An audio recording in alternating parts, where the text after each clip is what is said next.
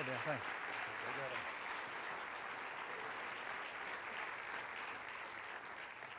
Well, thanks. I think it's the first time I've ever heard my name mentioned in the same sentence as Saul Bellow, so I think I probably should stop now. So I want to begin this afternoon, if I could. I mean, as Dan mentioned, whoop, it's my cue to dance. As Dan mentioned, I'm a storyteller, and so I want to begin this afternoon, if I could, with a story. And it involves a young woman named Dee Dee. I first met Dee Dee some 25 years ago when I first began reporting There Are No Children Here. She was this troubled 12-year-old girl. She had a wild streak. She got into fights. She cut school.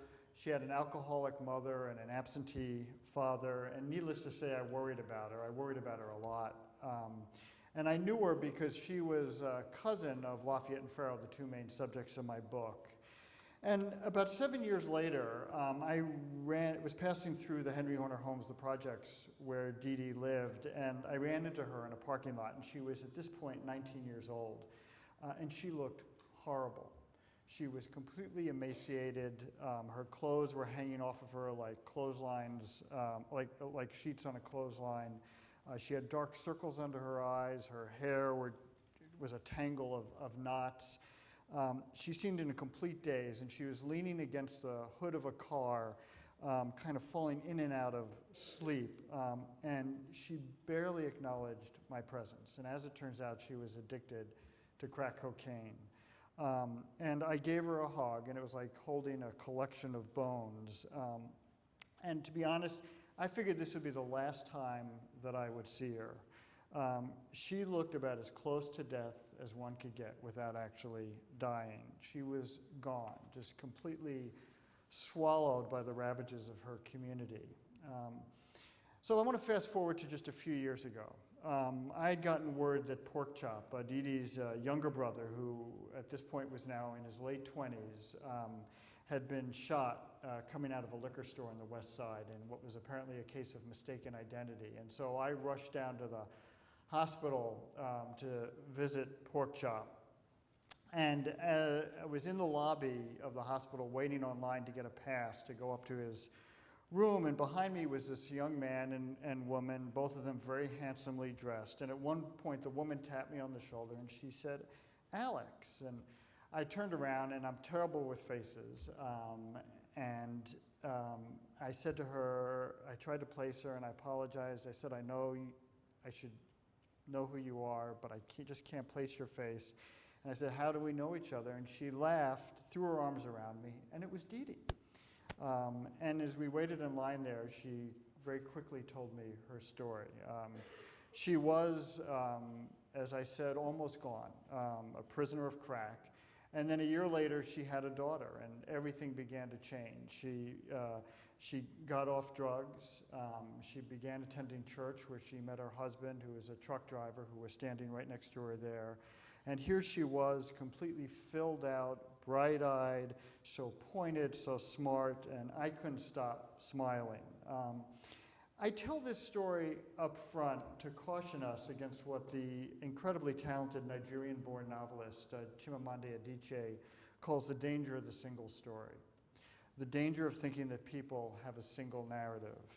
That, for instance, if you're growing up poor on Chicago's West Side, that your story is the same as the person next door.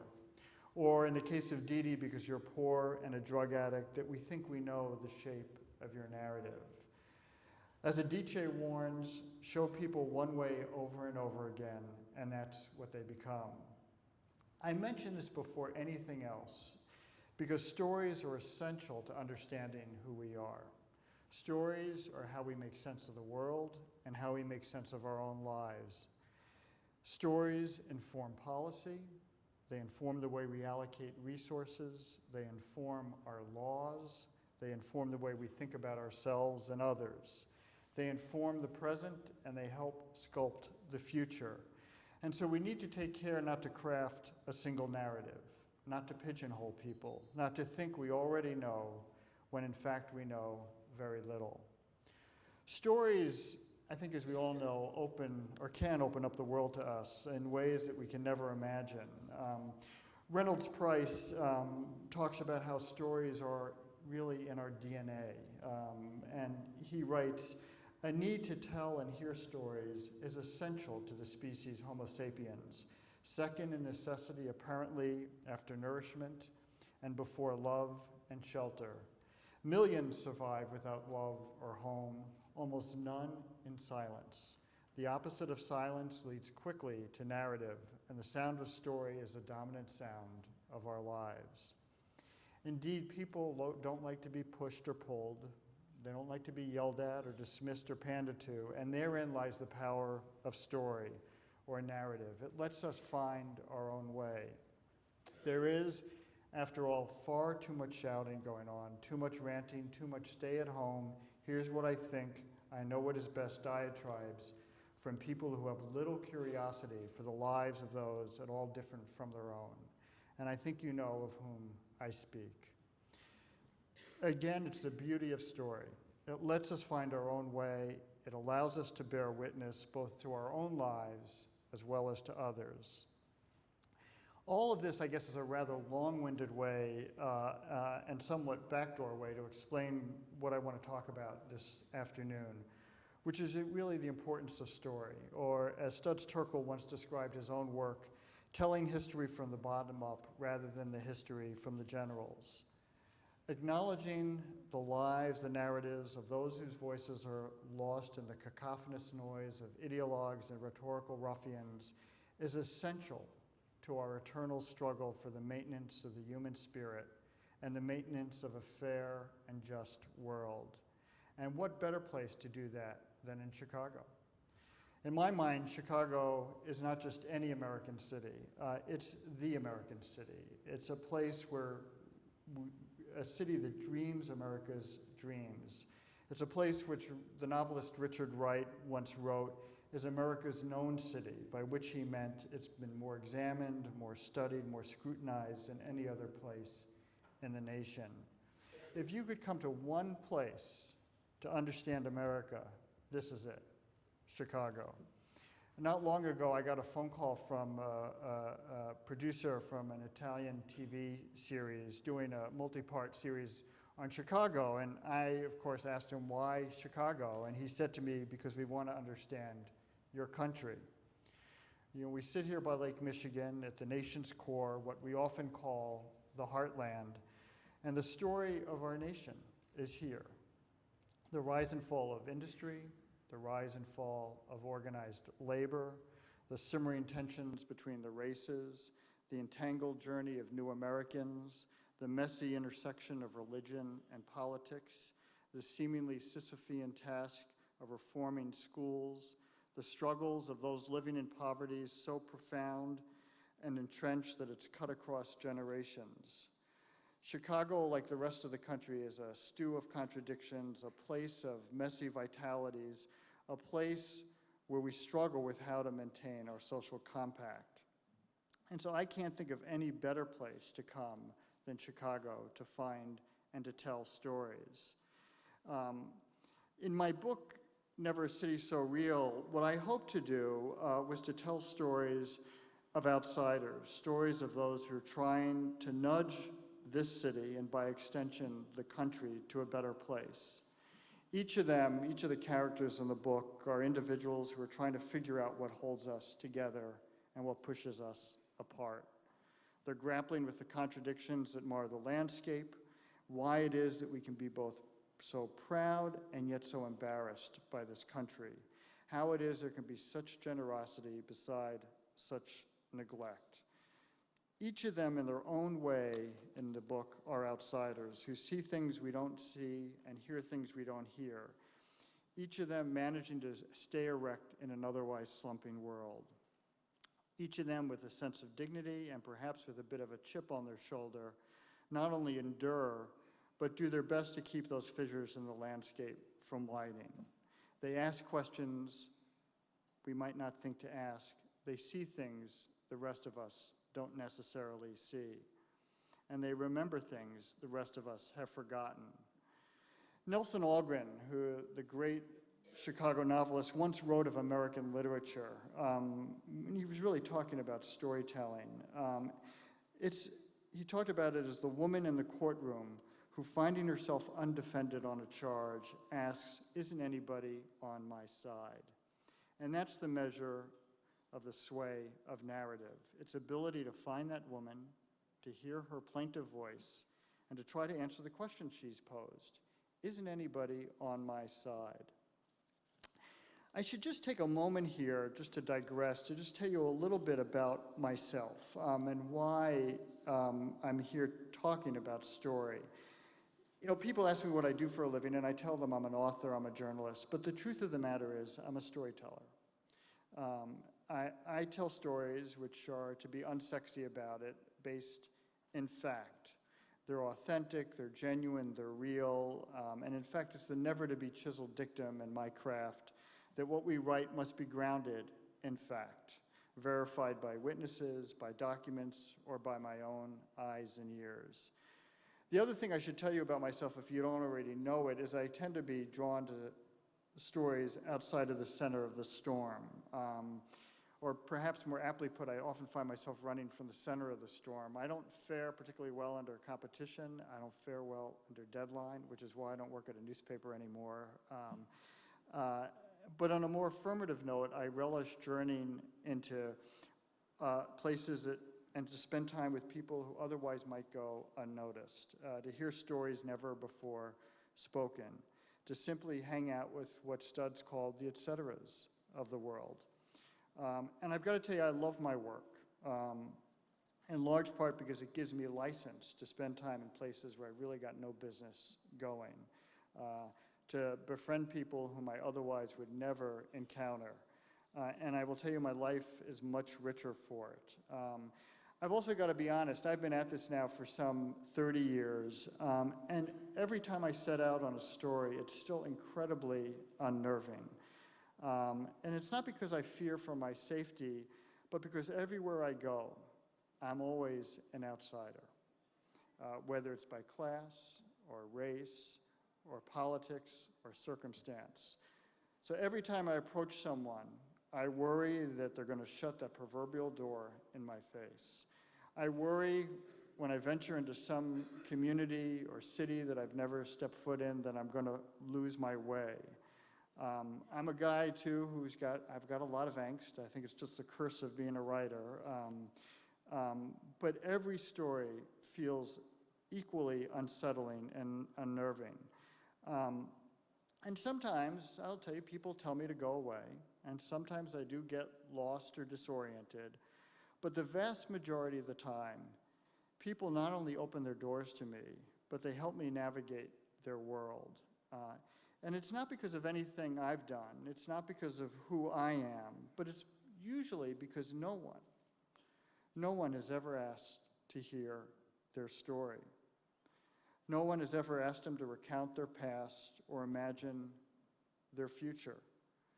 Studs, and I mentioned Studs. Studs was a very dear friend and a mentor, and had a great deal of influence on my work. And he used to tell the story in the late 1960s when he was interviewing a woman in the housing projects for his book, Division Street. And he was running the tape and interviewing her, and after he was done, the woman asked if he would play the tape back for her, and Studs did, and she listened to the interview, to what she had to say to Studs very intently, and she said to him afterwards, she said, "You know, I never knew I felt like that."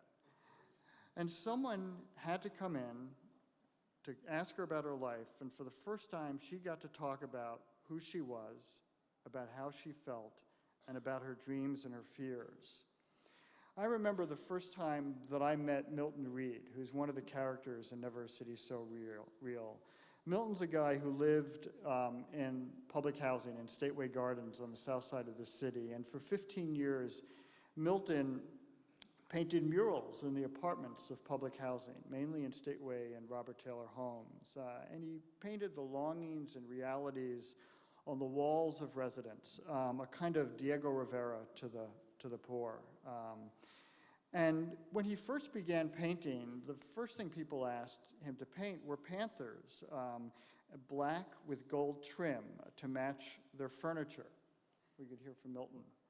Good idea. She said, I don't want no panthers. She told me I want just a sky here with water and trees. And I said, okay, you want something like a landscape, right? You want something like that. And I want the sun coming off the water, you know, the shininess go. I said, I understand. I know exactly what you're talking about.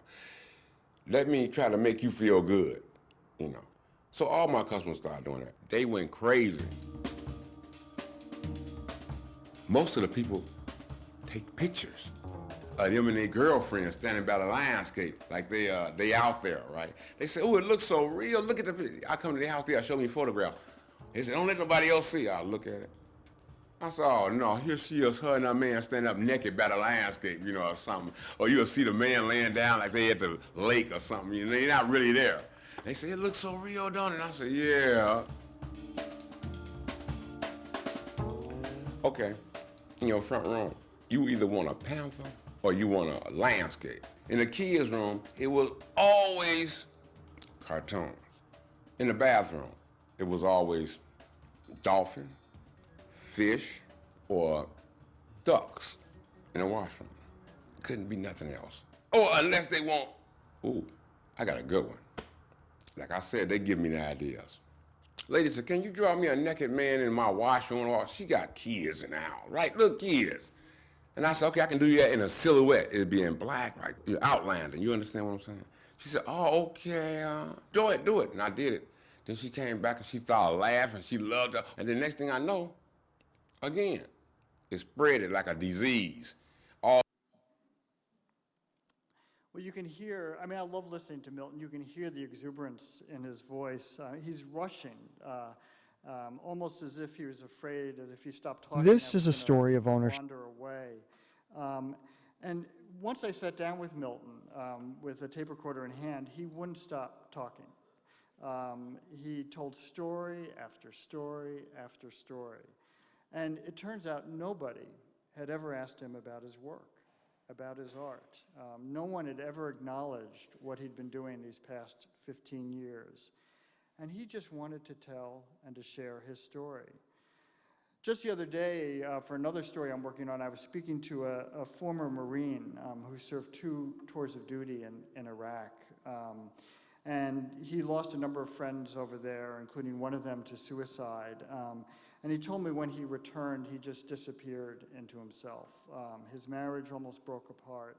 He lost contact with all his high school friends. He just talked to me about feeling utterly, utterly alone. And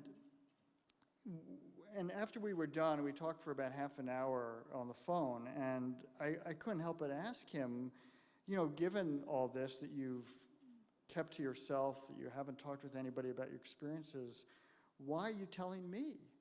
And there was this long pause on the other end of the line, and he said to me, because no one's ever asked. I think that one of the things that we'll find is that often that's the case. The reason why people tell the stories is because we simply ask. And one of the things that stories does is it gives affirmation to who we are. I want to share with you here a story of a woman I met a number of years back, a Chicago public school teacher named Fanny Clonch. And my wife had heard the broadest outlines of Fanny's story of making it on her own as a child in Morocco. And I was intrigued, and so I called Fanny and asked if I might talk to her about growing up in Morocco. And she agreed, but with some hesitancy, and I'll explain in a minute that hesitancy. But what I learned from Fanny is that when she was young, her mother had passed away, and her father had gone off and remarried, and so she was being raised by her grandmother, first in Morocco and then in France. And as a child, Fanny's grandmother, Salima, would tell her a story over and over and over again. She'd tell her at dinner, she'd tell her at bedtime, sometimes when they were just traveling together. And the story went like this. Salima, the grandmother, when she was 4 years old, she was sold off into slavery to a very wealthy family in Morocco and became their cook. And all she could think about as she grew into adolescence was how she could find her way to freedom. And when she came of age, at the age of 18, the family married her off. And fortunately for Salima, her husband died a year later. Not fortunately for the husband, but fortunately for Salima. And Salima would tell Fanny that at that point she was finally free. And Fanny was never sure why her grandmother repeatedly told her this story. Well, when Fanny was 11, living in France with her grandmother, with Salima, they returned to Morocco for vacation. And when they were in Morocco, Salima got ill and died. And here was this 11-year-old girl alone, not knowing what to do, and she had the presence of mind to find her way to a bus and travel to Casablanca, where she knew there was a friend of her grandmother's that she could possibly lean on for help, a woman named Fatima. And Fatima took Fanny in, and it wasn't quite what Fanny had hoped for. Fatima quickly assigned Fanny to do chores around the house, like washing clothes, buying the groceries. In fact, they began to keep Fanny out of school, and she essentially became their slave. And here's Fanny telling this story.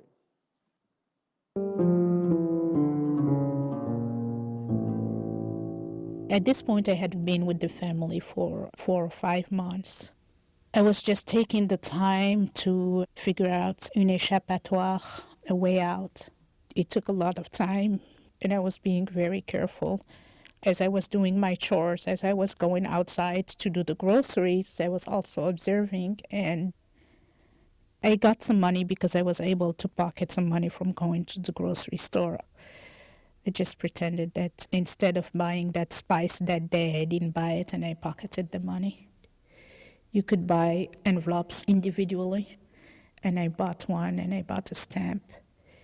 And I grabbed a piece of paper from a notebook and I wrote the letter to the French embassy. It's not that extraordinary, even though I was 11. I was doing a lot of things like this for my grandmother. Every time that she needed a letter, I wrote it for her because she didn't know how to write. I wrote that my grandmother died and I've been stuck in Morocco. I'm with the Ghazali family and I would like to go back to France to my father. I did that when I was on an errand for the family. It was very calculated. No one was suspicious that I was gone. I went on a regular basis to the store, so I didn't even know that it was going to arrive there, but I just wrote Ambassade de France, Casablanca, Maroc, and that's it.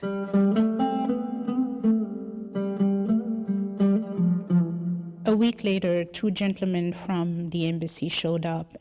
They came and I just ran out the door and grabbed one gentleman's hand and I didn't want to go back and I was pulling him down the stairs. The family was just in shock. They didn't say anything. 2 days later, I flew back to Paris.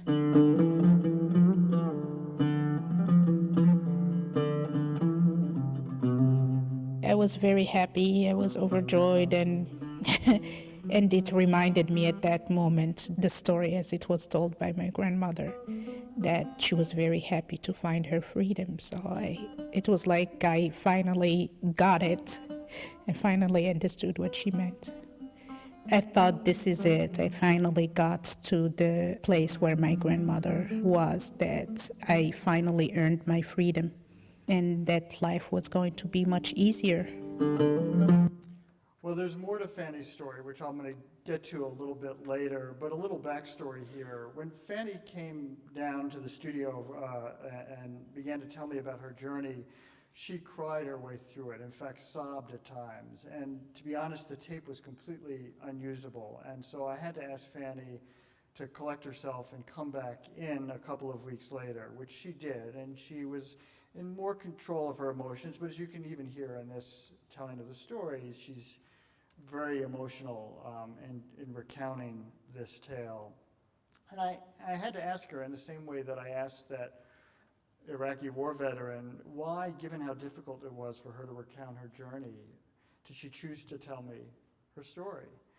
And she told me very simply that she wanted her children to know what had happened to her. She was doing this for them.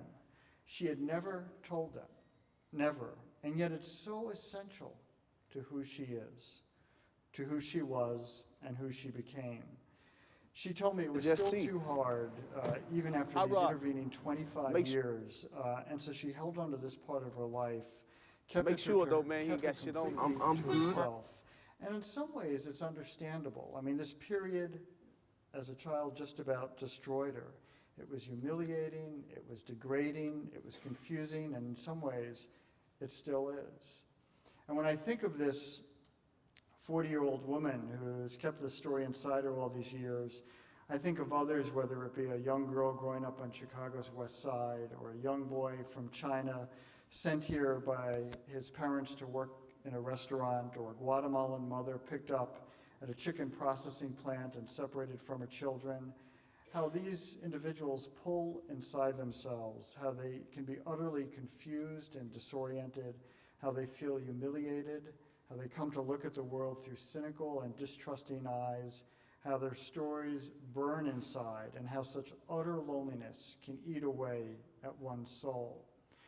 And I'm reminded of my time when I was spending time in the projects working on There Are No Children Here, because the thing that most struck me about my 2 years there was the silence that surrounded the lives of those kids that I was writing about. And there were two kinds of silences that I faced, one which was pretty self-evident and the other which took me a while to come to terms with. But the silence for me that was rather obvious was the institutional silence that surrounded the lives of these kids that I was hanging out with in the projects. The inability of institutions like the schools, public housing, city government to respond to what had become a weekly, if not daily, crisis in their lives. And I'll give you one quick example. I remember very early on when I was first spending time in the community, I would go to the Boys and Girls Club to play basketball with the kids after school, just as a way to get to know the kids and sort of get to know the neighborhood. And one afternoon I came by, I should tell you the public housing was incredibly vibrant for everything else. I mean, it was dangerous, it was, the housing itself was despicable, but it was this incredibly vibrant place. And I'd come out there in the afternoon and people would be out playing basketball, they'd be just out shooting dice, out talking. And I came over one afternoon and it was eerily quiet. Nobody was outside. And as I got there, the adults were just beginning to emerge from some of the buildings there. And I asked them what was going on, and they told me that two rival gangs had been shooting at each other from building to building, like naval ships at sea. And the children started emerging from the Boys and Girls Club. They told me the same story. And at the time, I was a reporter at the Wall Street Journal, and being a good reporter, the next morning I called the police department and I spoke to the press officer at the police department just to confirm that in fact such an incident had taken place. And she told me that she would get back to me, and an hour later she called me back and she explained to me that every morning the police superintendent had a conference call with all the police commanders around the city in which such incidents are discussed. And she told me that no such incident had come up in that morning's call, and so she assured me that such an incident hadn't taken place. Well, I went back out there, the adults told me the same story, as did the kids, and in fact the beat police officers not only confirmed the story, but told me that at first they were so afraid they were the targets of the shooting that they had taken cover under their squad cars. And I talk about this silence, this kind of institutional silence, because I think sometimes this kind of silence can actually serve a purpose. Because the police had crafted this narrative that all was okay in this community, that there was no reason as a result to reach out, to extend a hand, it justified even their abandonment of this community, of these people. But the other kind of silence, as I talked about, for me is a much more subtle one and equally important, and something that took me a while to come to terms with. And it's a kind of self-imposed silence on the part of people living along the margins.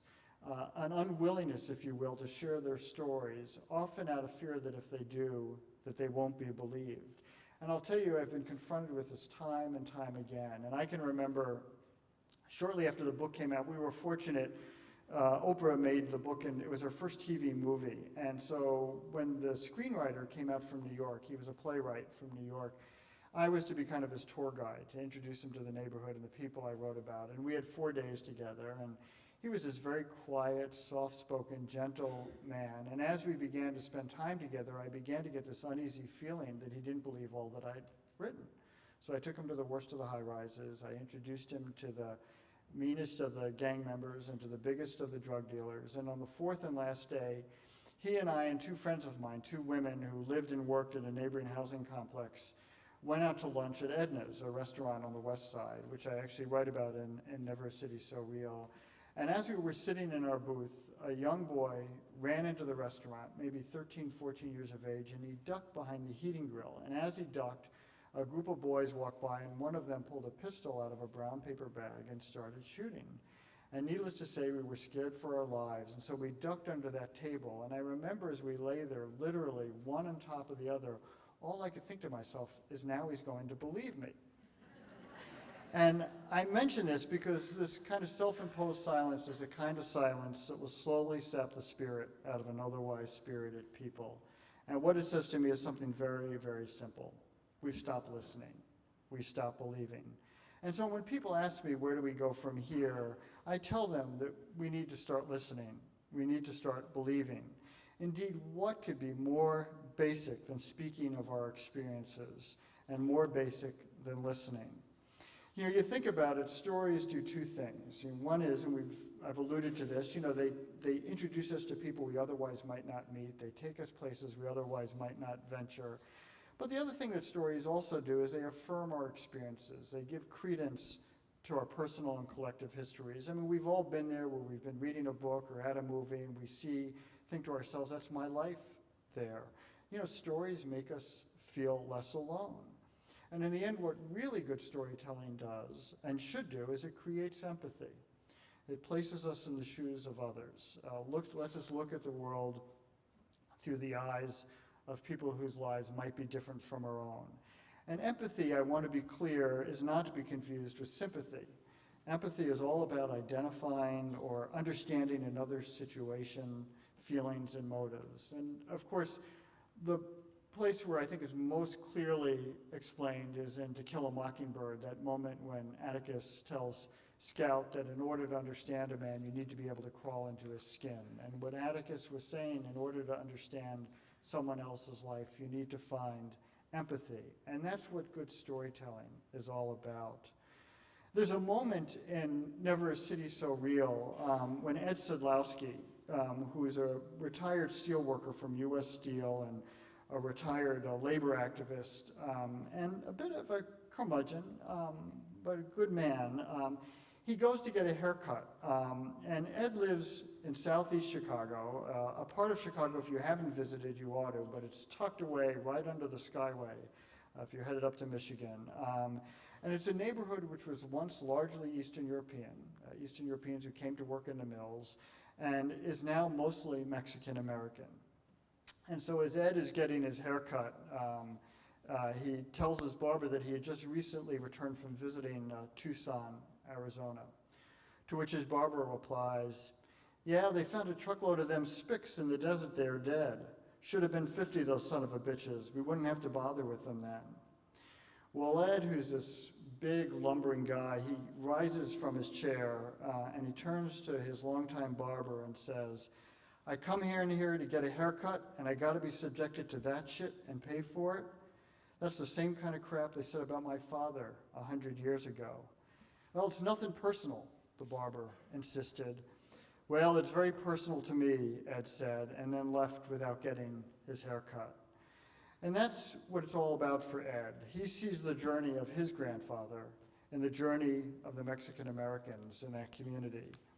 He knew his grandfather's experience and then tried to imagine the experience of today's immigrants. And what I came to realize when Ed told me that story is that in order to understand ourselves, we must be able to imagine others. Empathy is the centripetal force of storytelling. It's the centripetal force of community. It's what holds us together. It's what connects us. In the end, though, to find empathy, we need to be honest to what we see and hear. We need to be open to having our assumptions challenged, to have them poked and prodded. We need to, as Adichie warned, be aware of the danger of the single story. A couple of years ago, my longtime friend Steve James and I set out to make this documentary film, and some of you may have seen it, The Interrupters. And it was an effort for Steve and myself to try to explore the persistent and stubborn violence in our cities. And we decided to spend a year with 3 individuals who all work for this anti-violence group in Ceasefire. And these are individuals all who are formerly of the street and who at one point wreaked havoc in their communities. And each of them, in their own way, has kind of found a second act in life.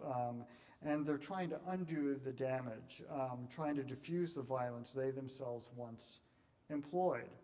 And their job title, hence the title of the film, is Violence Interrupter, which is somewhat self-explanatory. Their job is to go out and try to interrupt disputes before they turn violent.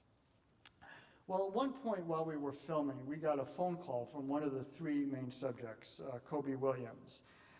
Kobe's a guy, Kobe's in his mid-30s. He was a gang leader when he was younger on the city's south side, and he now lives in the suburbs with his wife, raising their 4 children.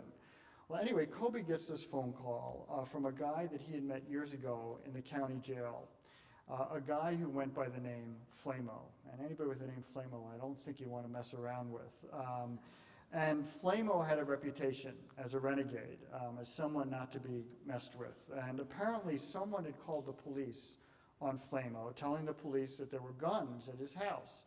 And the police came, raided his house. Flamo wasn't home, but the police handcuffed his mother and arrested Flamo's brother, who was in a wheelchair after having been shot. And so we rushed down to the south side to join Kobe, and when we got there with Kobe, as you'll see, about to see, Flamo was enraged. He thought he knew who had called the police, and he was intent on going off and finding them. But he wanted to talk to Kobe first. And by the time we got there, and by the time Kobe got there, Flamo had been drinking. So we're about to see a clip of this. First saved message. He left me a voicemail. What up, Dad? I got some important news to talk to you about. I got a call from a guy I met in jail. He said this guy sent the police into the house, somebody he was doing illegal things. Call me back. Say the police kicked his door in, locked up his brother, they threw handcuffs on his mother. And he talking about he knew who had sent the police in this house. He is looking for him. I ain't bang your bitch ass yesterday, nigga. Man, fuck that pussy ass nigga. What's up? My man Flamo make you laugh, but if you fuck with him, you better bring it on. These motherfuckers came here, man. Had my motherfucking mama handcuffed, my little brother handcuffed and shit, man. Took my little brother, one got shot in a fucking wheelchair, man. Took him to jail. But still, though, man, you got to try to leave that shit alone, I though, ain't man. leaving shit alone till I get these motherfuckers. You already know how I get in. I mean, but that shit ain't gonna make no... Boy, it's gonna make it better for me. I'm sorry to hear about your brother, but still, though, they don't make shit damn, no I need right. my phone. They ain't gonna make shit no better, though. Fuck making it better. I'm walking around my fucking pistol. Can you grab my phone, brother? I can't, you know. Man, you crazy, man, be out here like that. It's love and everything, but I ain't feeling that, none of this shit. And I respect y'all, you know what I'm saying, what you doing and everything, that's cool. But fuck that. I'm not with Ceasefire. What was y'all letting these motherfuckers can't kick in my door in? What I'm saying is we can't erase what already happened, but the whole thing is you got to look at it like, man. You can't erase what happened, you right. And you can't predict what the fuck I'm finna do. Shit. You know, we just try to work shit out. offer you options and solutions to the problem. Man, fuck this shit. Fuck a problem. Fuck a solution. These motherfuckers trying to take my shit.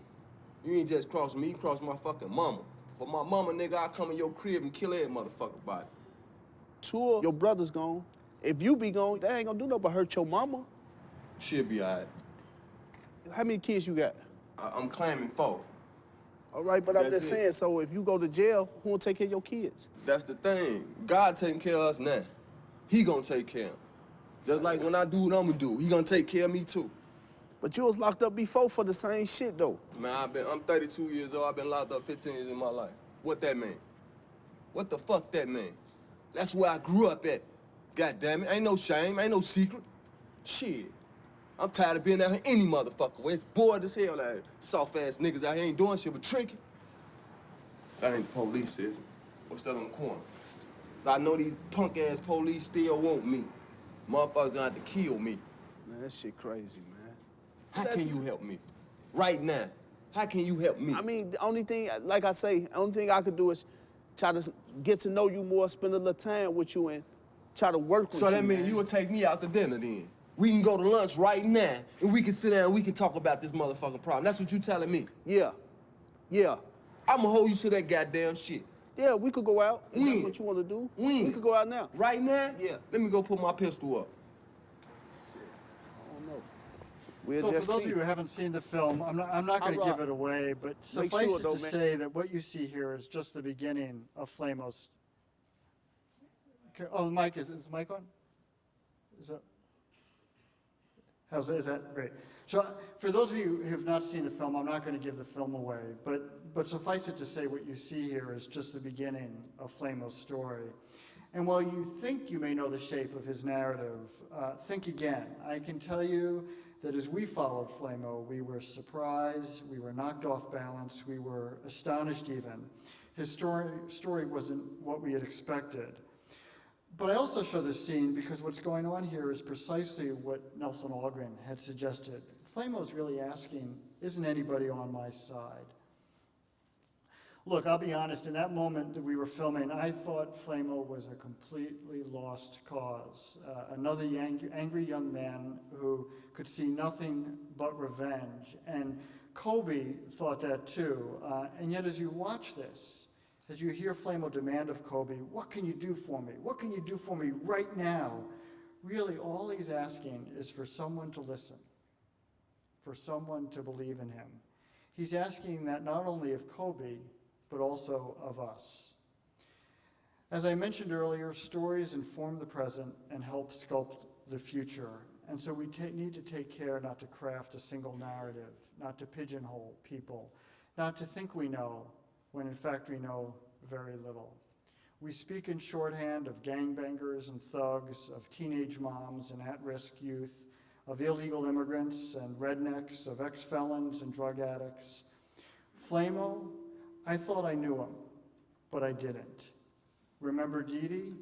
I thought I knew her, but I didn't. Before I conclude, I'd just like to offer just a few words of caution. Indeed, as I've said, we need to listen, but listening is something that we have to work at. I can tell you that it's something I've had to work at. It doesn't come easy for all of us, and I know it doesn't come easy for me. And one of my very first lessons when I really began to think about the art of listening was, again, very early on, working on There Are No Children Here, and I was taking Lafayette and Farrow, who were then 12 and 9 years old. We'd go out for pizza twice a week, and all I wanted to hear about was who'd been shot, who'd been stabbed, because I was just completely knocked off balance by the violence in that community. And I remember Farrell, this 9-year-old kid, trying to tell me about a spelling bee that was coming up. And I'd say, no, I just want to know who was shot, who was stabbed this week. And Farrell, as only a 9-year-old boy could be, was incredibly persistent. And it became very clear to me that that spelling bee was incredibly important to this boy and that I hadn't been a particularly good listener. It's also, I think, important to recognize that listening is not always a passive exercise. It's active. It's a conversation, a push and pull. Again, I think of studs. People often glibly say that studs taught us all how to listen, but anybody who knew studs, you know that studs wouldn't shut up. You couldn't get studs to stop talking. And I remember when I first met him, I thought, how is it possible that this is the man who's been a vessel for all these people's stories? And what I came to realize over time is that listening isn't a passive exercise. It's a give and take, an exchange, an argument, a discourse, a disagreement, an act of curiosity, an act of empathy. And finally, and I know I've said this before, but we must be honest and square to what we see and hear. We have to be careful that we don't rewrite our narratives to conform to how we think the world operates. We must be careful that we don't distort our narratives to fit our world view, that we don't use stories to prove a point, but rather as an honest act of curiosity and an honest pursuit of the truth. Not long ago, I was visiting with a counselor who works with immigrant children who've come here to this country by themselves, and these are kids who are just utterly by themselves, utterly alone. There were kids from, during my visit with her, there were kids from China, from Central America, from the African continent who were coming into her office, just stopping by to talk. And at one point she said to me, you know, I think sometimes they just need someone to witness what's happened to them. Which brings me back to Fanny's story. It's an instructive one. You know, when we left off, the authorities had seemingly rescued her. They brought her to France, and where they placed her with her father's mother-in-law. Her father was opening a business in North Africa, and so Fanny went to live with her father's mother-in-law and her 10 children. And it seemed like the right thing.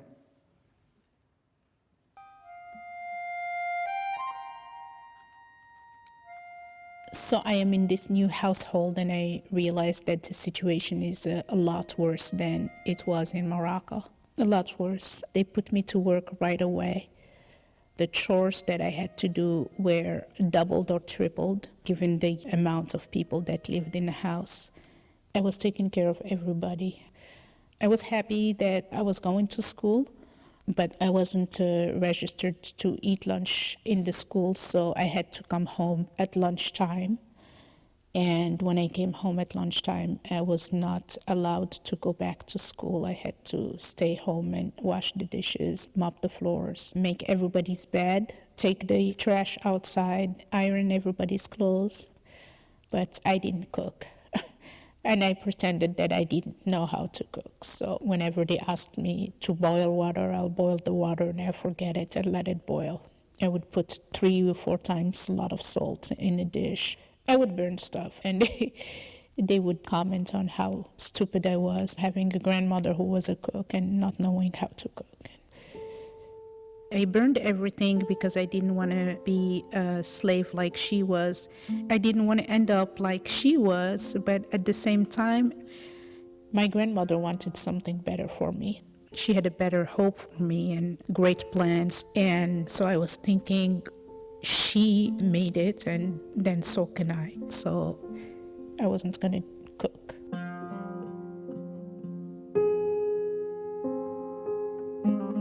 The only plan I had was to go and meet with the judge who placed me with my father's mother-in-law.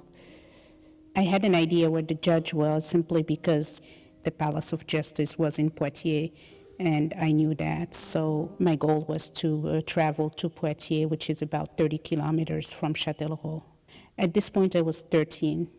The day that I planned to run away was a Friday right before Easter break. I came home and spent some time washing dishes, as I usually did. And after dinner, I cleaned more dishes, and I decided to take the trash to the basement.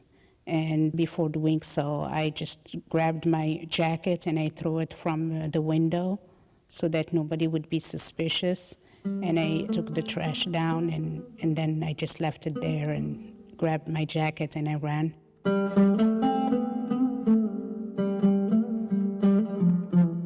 To make a long story short, the judge investigated and ordered that I would be removed from the family permanently, and made recommendation that I'd be sent to a boarding school in Lusignan. For the first time, I felt strong and knew that I was going to make it. You know, it was clear that Fanny's grandmother's story saved her. It inspired her, it motivated her, and to this day, Fanny keeps a small black and white photo of her grandmother by her bedside. She wants her grandmother to know that she made it. And it's why, as I said earlier, she chose to tell her story, so her children could hear it, so it wouldn't happen to them. She wanted to tell her story so that others might learn, so that others might know, so that others might find their way. And it is in the end the power of story, that once you know it, once you unravel it, once you can make sense of it, then and only then can you move forward. Only then can you make sense of the past, write the present, and find succor and comfort in what lies ahead. In the end, and you see this in the narratives of Fanny, of Milton, of Ed, of Flamo, and of Dee Dee, the very act of telling stories is an act of hope. Thank you.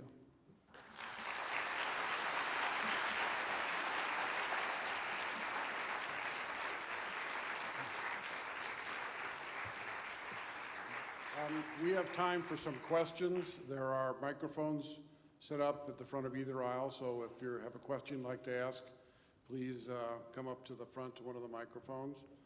And after we're finished with a short question and answer period, Alex will be signing books out in the lobby. So if anybody has a question. And if you're too bashful to come to the microphone, you can There's one. scream it. Yeah.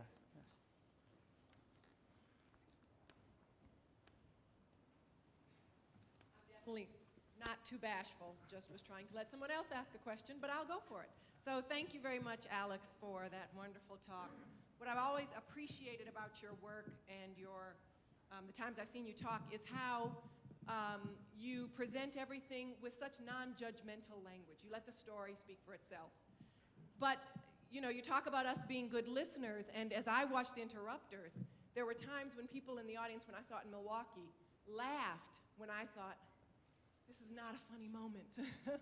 So I'm curious, you know, you talk about listening being active, and laughing is one of the things that we do to be active, but I'm curious that you can't control how people listen to the stories that you tell. Right. So I'm wondering, do you ever feel the desire to shape people's listening, or how do you get that feedback about how people are listening to your stories? Right, that's a really good question. And in fact, it was an interesting experience doing this film, because I'm usually writing books and magazine pieces, and so I really don't know, I'm not in the room with people when they're sort of reading the stories, and don't know whether they're laughing and crying and getting angry at the moments when I want them to laugh and cry and get angry. And then I'm in the theater, and like you, I kind of cringe at moments when I think people are laughing, at moments when I think, this isn't a moment that's funny, you know. You know, in the end, you know, I hope by telling stories, in some ways people sort of experience the same journey I had. So, for example, with There Are No Children Here, my hope is that people sort of experience the same journey, which is first one of kind of shock and shame. I mean, that all this is going on, you don't know about it, and then this kind of sense of sadness, and then this sense of indignant anger that this exists in our country. That's my hope. I recognize that one of the risks you run as a storyteller is that people may find something else in that story that you didn't see. And I can tell you, with There Are No Children Here, I certainly ran into that. It was certainly embraced by people whom I expected to embrace it. It was also, I can tell you, embraced at the time by people of political persuasions that I was kind of surprised that they embraced it. And I remember one experience I had when, after the book came out and I was invited to the White House. So this would have been the first Bush administration, and I was meeting with the domestic policy folks, and I was talking not about the book, but I was talking, they were asking me about sort of where I had hope, and I was talking about these community development corporations and how really, if you look at what they were doing, they tended to, they really needed to look at them as kind of models for what we need to do in these communities. And I remember one of the staff people there saying to me, well, see, those CDCs are just proof that the Reagan years worked. So people often see what they want to see, right? I mean, we all come to the world with our own set of experiences, often rooted in ideology.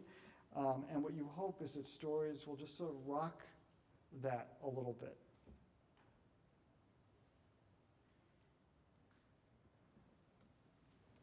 Over here, yeah.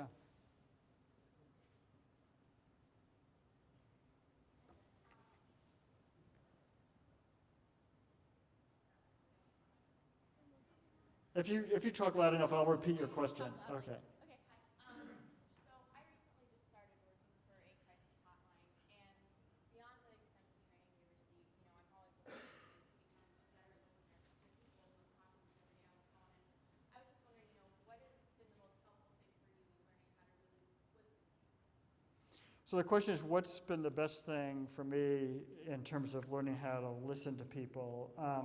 I will tell you, I'm not a naturally good listener. I actually am a fairly impatient person, and so it's really taken a good deal of work. So for me, one of the things that I do, and this is just my own sort of practical way of listening, is I don't use a tape recorder, or very rarely use a tape recorder. I take notes, and one of the reasons why I take notes is because it forces me to be a better listener, because I'm obligated to really hear what's being said. Whereas if I have a tape recorder, even when we were filming, I remember sometimes we were filming and I wasn't taking notes during the course of the filming, and we'd go back and look at the footage we got, and I think, boy, I don't remember him saying that. Where was I? You know, that's incredible. And I have the same experience in working in radio. And so for me, my personal trick is to take notes and to be reminded by my wife that I'm not listening to what's being said. Yes.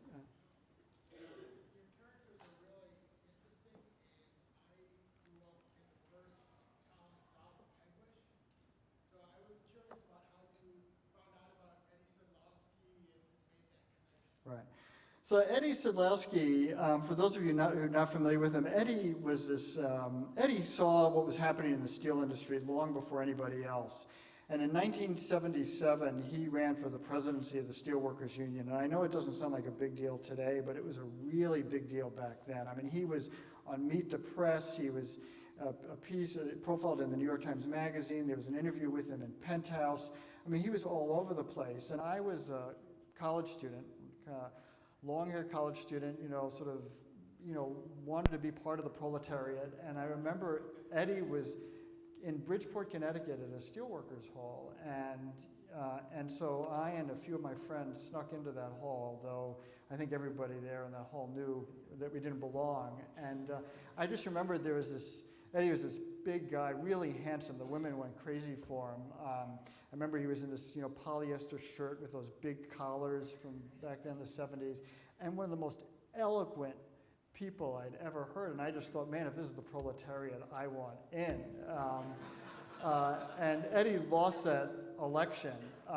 And when I moved to Chicago, I knew that he was here, and I really wanted to meet him. And I finally had an excuse, which is often the case. I need an excuse. I was working on this book, and so I asked for an introduction to him. And even then, I will tell you, Eddie doesn't like journalists. In fact, I tell the story about him meeting a journalist at one point from the Tribune and saying to him, God, I didn't think they allowed prostitutes out in the daylight. And so it took me a while to get on Eddie's good side. I mean, he's since become a really dear friend, and he's taught me a lot. He's taught me a lot, not only about the history of labor and industry in this country, but he's also somebody who just really cares deeply about his family. And I love Eddie. Eddie is a treasure, and he's up there in years, and I hope this city, at some point, that Chicago finds a way to recognize him.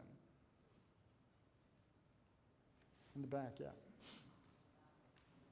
Do you show what you've written to these people, and ever have a situation where they object to it, and how do you handle it? Right, so that's a great question. The question is, do I ever show people what I've written, and do people ever object to what I've written? So I do not show people what I've written. And the reason for that is I fear that it's going to open a kind of Pandora's box. The reason to do that would be for accuracy. And I worry that people are going to there's going to be a fight over sort of editorial integrity. But having said that, I do have a sort of personal policy that there's nothing I write that should surprise anybody. That whatever I write, people should be aware of. The one exception to this actually was with The Interrupters. We did show a rough cut of this film to the main subjects in the film. And in fact, as a result, we made some changes, including taking a scene out of the movie. That one of the interrupters was concerned compromised the safety of one of the people in that scene.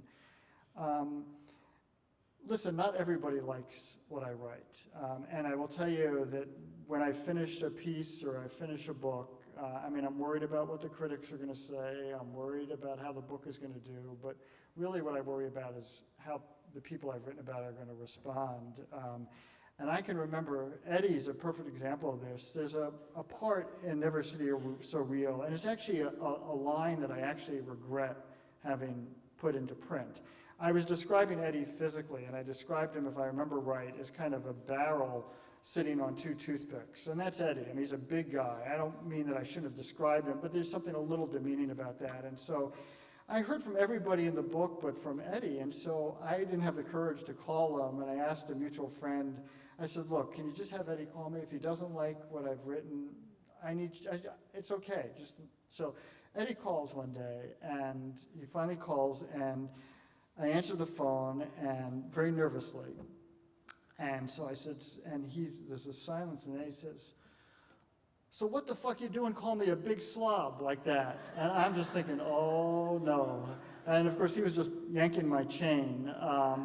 But I always worry about what people are going to think after they've read what I've written. And one of the interesting experiences is that often people's first reactions will change. People will read something in private, and then, you know, it's hard looking in the mirror. We all know that, and that's sort of what the equivalent of reading about yourself.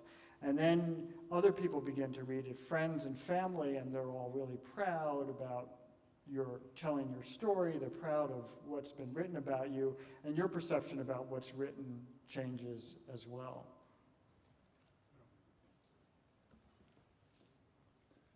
For those who want to pursue some of the wonderful comments that Alex has made today, he is teaching an undergraduate writing course in the winter quarter.